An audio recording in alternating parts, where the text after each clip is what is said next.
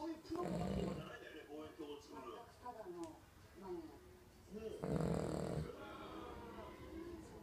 そのベランダにその望遠鏡いっぱい置いてあるんで。あ、そんなにいくつもあるの？そう。そのうち捕まらないかと思って。だけどその悪趣味なことに使ってんじゃないかみたいなね。